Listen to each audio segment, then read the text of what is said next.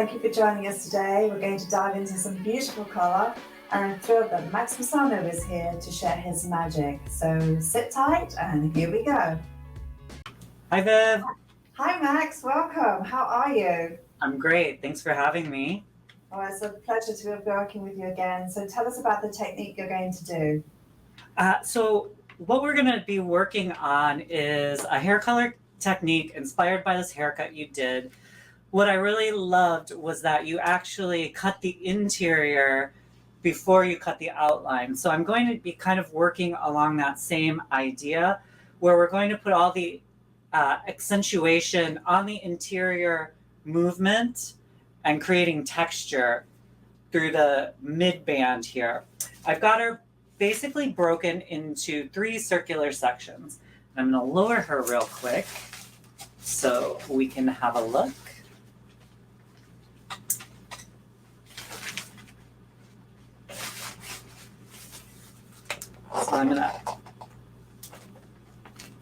So we have a circular halo section on top, one that goes right the way through the midsection, and then we have her underneath. And so what I'm going to first do is apply a global application of a level 3 aubergine or red violet shade from scalp to ends, and we're going to create lots of rich depth underneath. And then when we get back, we're going to work a lightning technique through this mid band that's going to basically create beams or drops of color that spill out of the inside of the shape. So it's going to create a lot of movement. And then finally, on the very top, we're going to color this really small circular section with our dark color as well, so it creates a nice veil that dances over top of our light pieces. So this is a really quick and easy technique, and something that you can create or recreate, that is, in the salon and modify for your more commercial clients. This girl wants to scream with her color, but we still want her to look expensive. So we're gonna get right into it. And just a quick note, you guys, I'm applying a demi-permanent deposit-only hair color because we're going deeper. So we don't need to worry about lifting her. So that said, I'm also going to be applying it from roots to ends. So Max, what is the color formulation you're using for this entire head of hair? So for the base color and this underneath color that I'm working on, I am using a level 3, which is a medium brown with a red violet hue or an aubergine hue. So we're going for a nice, almost like grapey feeling, but still on the darker side because we want to create a lot of contrast. Like this blonde hair is nice, but it's not really, it doesn't really have any oomph for her. So that is what you're working on right now, correct? The level 3. And then what will be the second tier of our halo? So at the roots in the second concentric circle of our little halo section, again, we will apply the level 3 RV, and then we are going to alternate panels of light on the mid lengths and ends, and then pulling the base color through. And what will that light be? We're going to use lightener. Lightener. And 20 volume. Yeah, I want to get it up as light as possible because my initial idea will be to go back in with either a really, really bright glaze or better yet, a direct dye. So Max, the glaze and the direct dye, you were speaking about the difference between the two. Yeah, basically a glaze is kind of a salon term used to still refer to a product in the oxidative hair color category. The only difference between a glaze and a direct dye kind of product is the longevity or the lasting power. So I'll make the determination once I see how light she comes up, because I'll have to rough dry the hair anyhow to kind of assess how the base turned out, and then I'll select my product accordingly. Okay. And the level that you're going to have in this second tier, what level do you want to get to with the lightener? Well, in a perfect world, I would love to get up to about a level 9.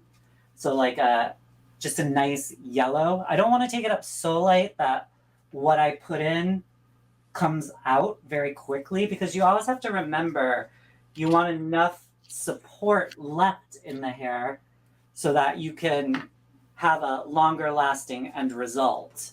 Okay, so you've got on your lower level here, you've got the base level 3, and she's a medium brown with a red grape hue to it, right? Exactly. And then in the second circle, you've got the 3RV at the regrowth area, and the mid-lengths and the ends are going to be a different tone, and you're going to be using the lightener, correct? I'm going to be using the lightener on some pieces, but I don't want this just to come out like one giant chunk of light.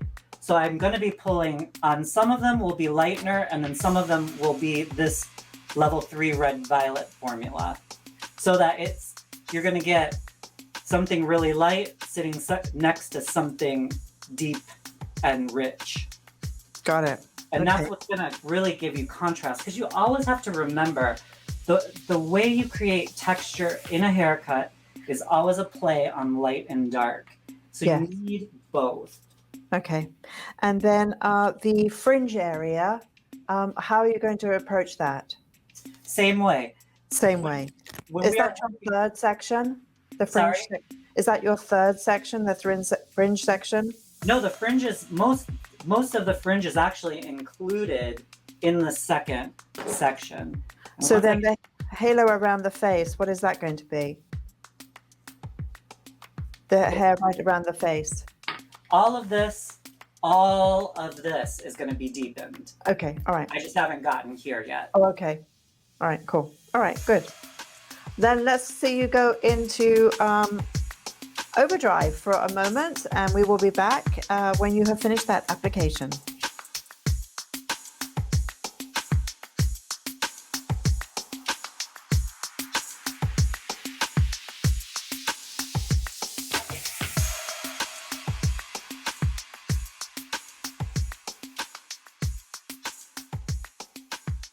What level was she with to begin with? She started right at a 7, and she had some pre-lightening pieces that were about an 8.5. And you're taking her to what level? Taking her to a 3 with the deep, and then I'm trying to get her light pieces up to a 9.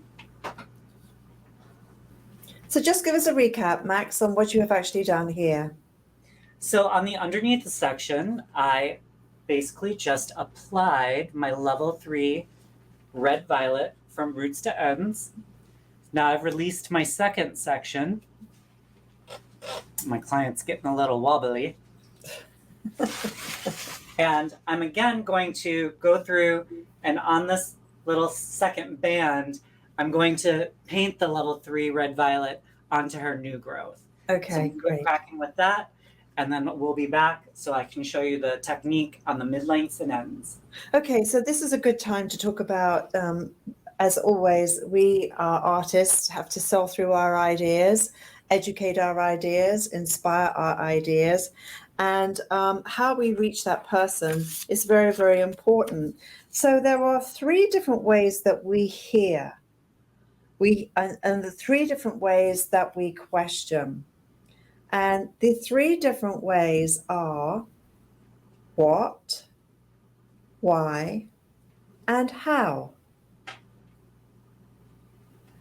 So when we're thinking about the what, why, and how, For example, when a client is asking you about the "what are you doing? What are you doing? What are you doing?" or "this is what this is what I want." Max, can you think about the kind of how that narrative would go with the mindset of "I want"?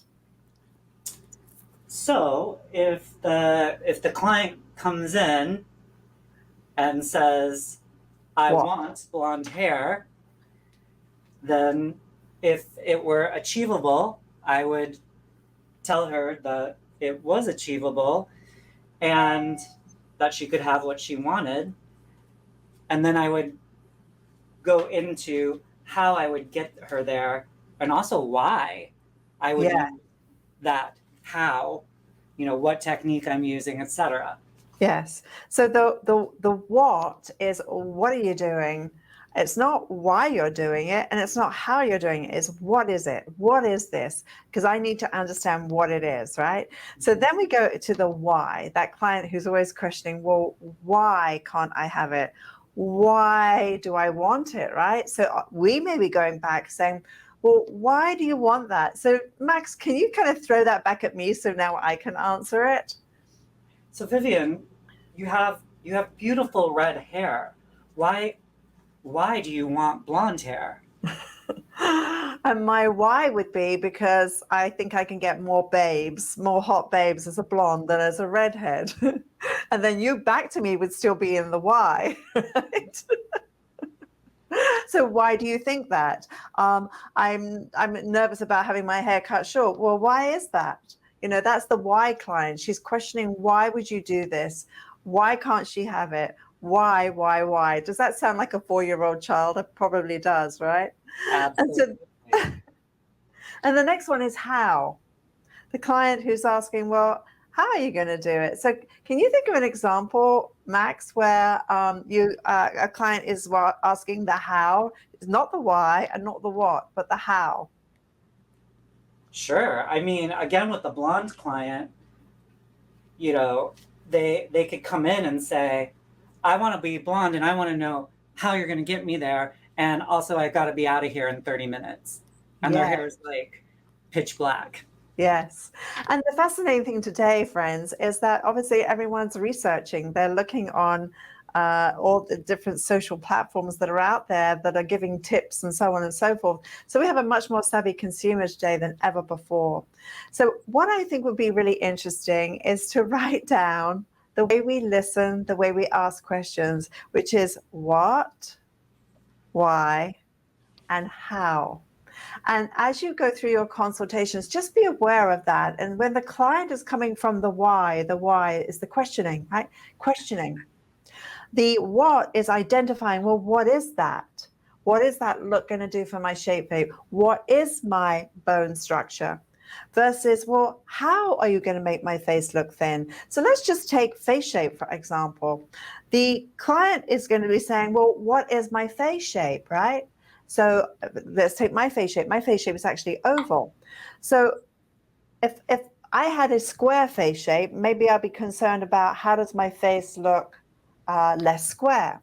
So my conversation with that client will be like, what is your face shape? I'll be saying, well, your face shape is square. And then the next thing is, well, how are we going to make my square face shape look oval?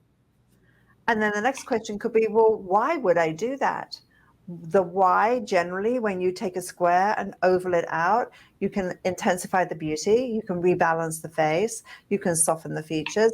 So while there are some amazing face shapes that look really good when they're emphasized in their squareness, not everyone looks their best when they're squared out. So the classic is an oval face shape. So if you want to learn more about these, please do visit our designer program, because that program is a journey through to mastery.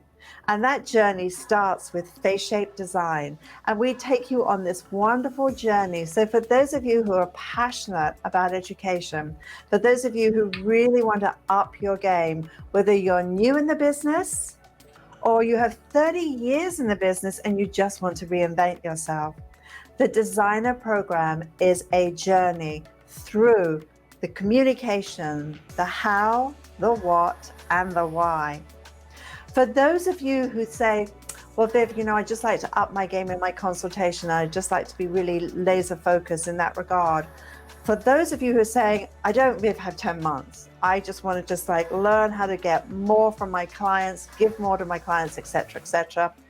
Who is sitting in your chair is a fantastic course on vivianmckinder.com. Check out that course because it's a gentle journey. I would say you could probably watch, if you watch them back to back, like serial episodes on Netflix, you could probably get through it pretty quick, in a week. But what I have found is that when people watch the videos, they then take the ideas and practice them on their clients, watch another video, practice it on the clients, go back and watch the video again. And I say probably 3 months of just kind of looking at it and so on, because it's playing with the material and using it. So from a watch standpoint, yes, of course you could get through it under a week. The application is the journey, and that's what's really important. So I hope this is helpful in hearing signals as to the way that we connect, the way that we communicate, the what, the why, and the how. Interesting, isn't it, Max? Totally.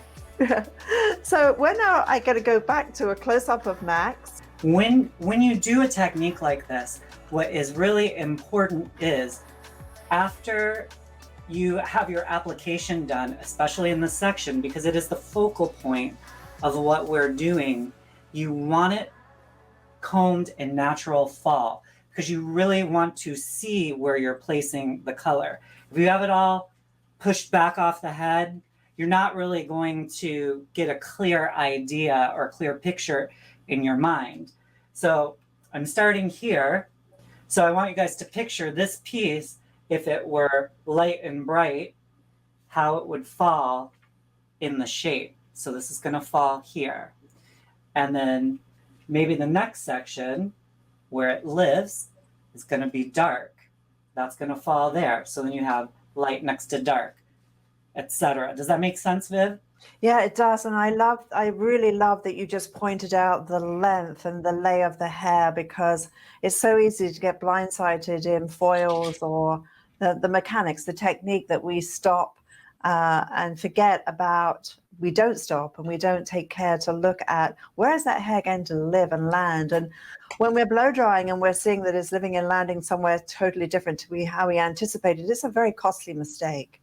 And Absolutely. So I think taking that time from a cutting perspective as well as a color perspective is so very, very important. So what are we applying right now? So I'm mixing up my lightener, and I waited until just now to do it because I want it nice and fresh. So I've got the wrap underneath. Yes. I'm just going, and the beauty is the color at the root really allows it to stick. Yes. And you have the same wrap around the face to protect the client's face? Yes. Excellent. Especially when you're dealing with, some shorter fringes and you want to color them. Yes. It gives you a nice surface to work on, and it's just great for client comfort. Yes. How would you sell this through to a client? Because this has dimension and you've got all these gorgeous tonalities going through here. How would you describe this? How would you make this come alive and be very sort of sexy in your description? Well, I definitely think descriptors, like when we were talking about our color selection, for instance, great. Food always works with people, Yes. Chocolate, cherry, mahogany. Well, mahogany is a tree, but it's not food, but it is for woodpeckers. Good descriptors. When you say, I'm going to apply a level 3 RV, that does not sound sexy. No, it does not. Boring. No, it does not. You're right. And the other beauty of this, so I laid a clear wrap on top, right? Yeah. Now I want these light pieces a little bolder. So I'm going to do I'm going to do a back to back. So I'm going to lay this right on top of my previous one. And again, apply the lightener up to my line of demarcation.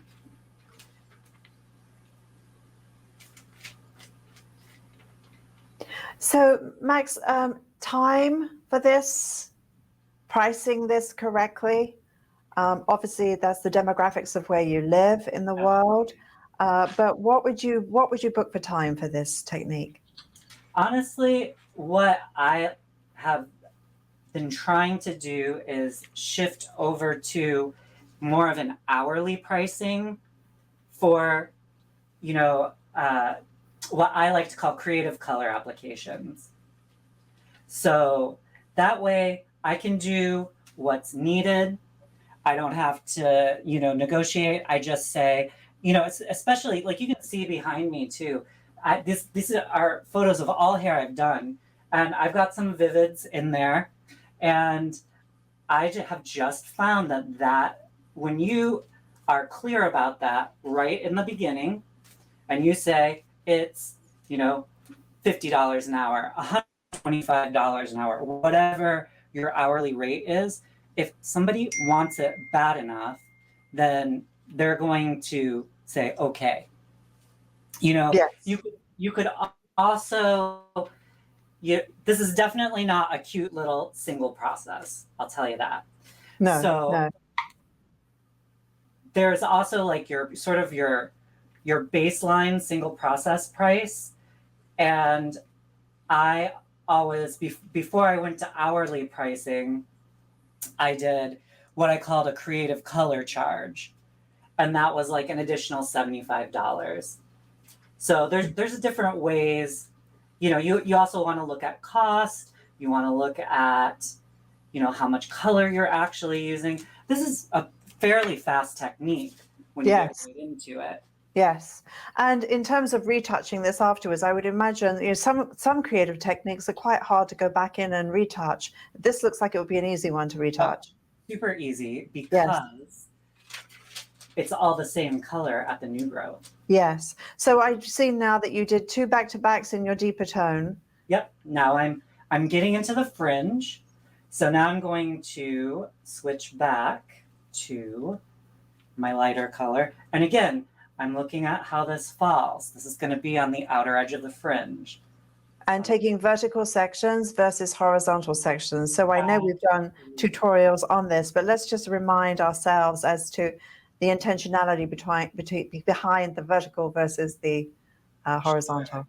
So just like in hair cutting, vertical sections create leanness. They also create literally like a beam of color.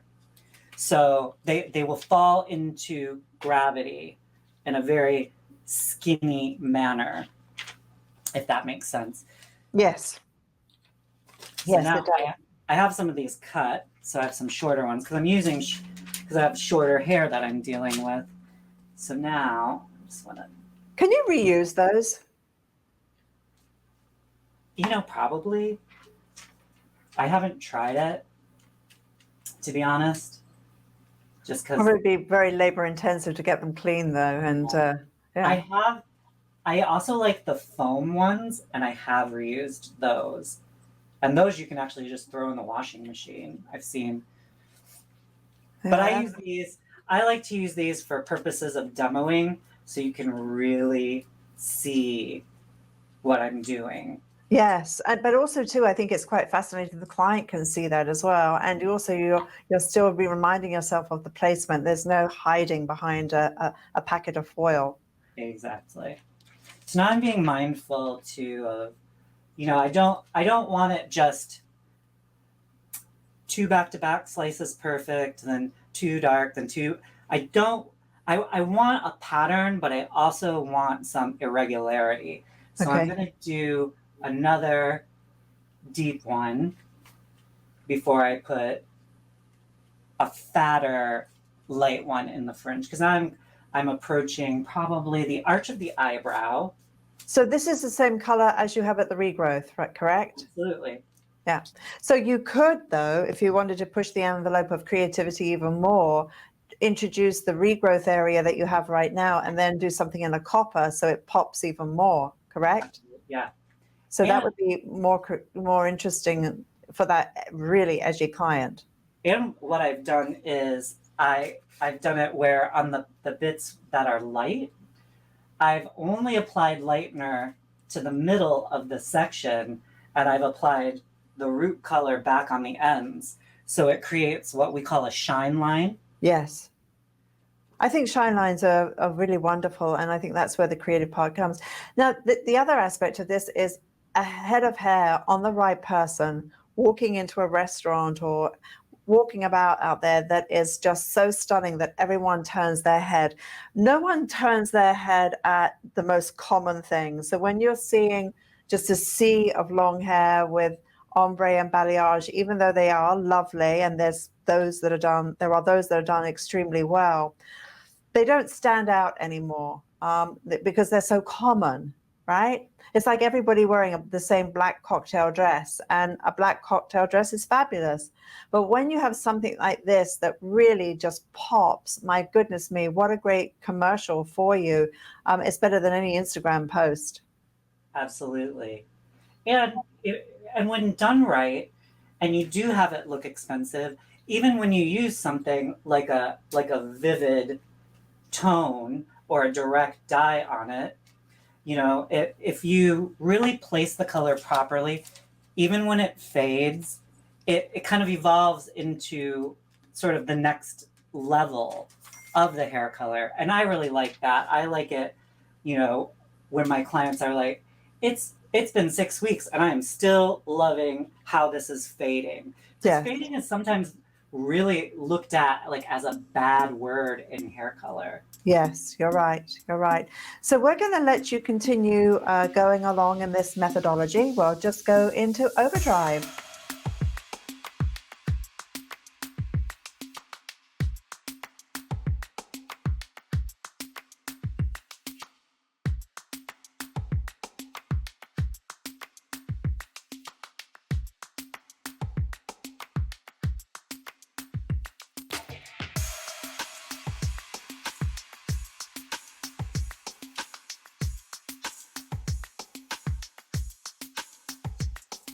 This is such a fun technique, Max. What are you going to do next?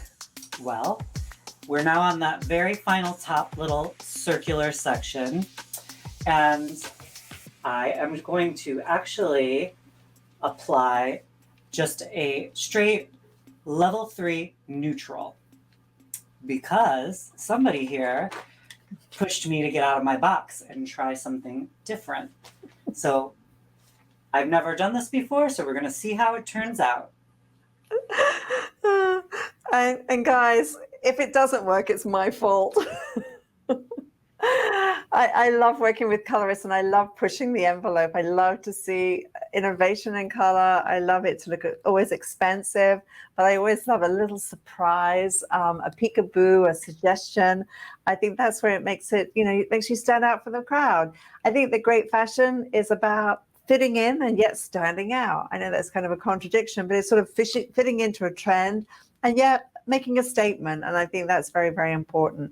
There are a lot of people out there that want to feel more individual. They don't want to be franchised. They don't want to be part of the mass. They want a voice. And we now have these platforms to have an individual voice. And that's what makes this kind of work, I think, so special. Don't undersell yourself when it comes to your creativity and being able to do couture. Couture being that you're designing 100% to who's sitting in your chair. And remember the power of that consultation. It's not only about the hair fabric, it's coloring to lifestyle, personality, and attitude. It's designing from the inside of the head to the outside of the head. It's designing your color to complement not only skin tone and eye color, but face shape. Remember, we're in the business of opening or closing, minimizing, disguising, or amplifying. And the other thing too is how is this fabric going to shine and sparkle when it moves, or if it's static? How is it going to be its best when you look at the fabric? And when you get all of those elements right, and then you have strong technical knowledge and the science of color, as Matt clearly does have, then you're creating absolute magic. And that's what this is all about. So this is the very, very final part. I think it's pretty cool. I'm excited. And she is so tall. I'm like standing on my tippy toes. Oh, I have my little step stool here. Oh, get on your ladder, yeah. Oh, there you go. You just turned into a basketball player. I kind of like you on a stool. Because you hold me up on a pedestal. Yeah, really. You know any good jokes? None. Oh, I love this. So Max just bought me this great book, and it's so cool. It's called Patterned Behavior. And I have to show it to you. So this guy is saying, you're just a city boy. Your pants don't even go with your shoes. And she's saying, notice the hat. She's saying, good hat, Rose. Thank you. It keeps the pigeons off. That's so cool. I love how elegant the women looked in the 40s, well, the 20s, 30s, and 40s. And I think it was a time of amazing dresses. So pretty cool. So guys, I'm going to be teaching you an amazing wave on one of our next masterclasses, which is really nice. Welcome back. So you can see that we have a wonderful before and after. What a great story this is, from her pretty blonde to this dynamic color. And you can see that it really does make a totally different statement. So fantastic job, Max. What was your biggest learn from doing this? Take a risk. Get out of your box. You might be pleased with the end result. I love that. Well, thank you so much, Max. Another great job, and we look forward to seeing more magic from you in future masterclasses. Thank you so much. That was a pleasure. Thanks for having me, Viv. Thank you. Take care, guys. I wish you a great week, and we'll see you next week. Bye-bye. Bye.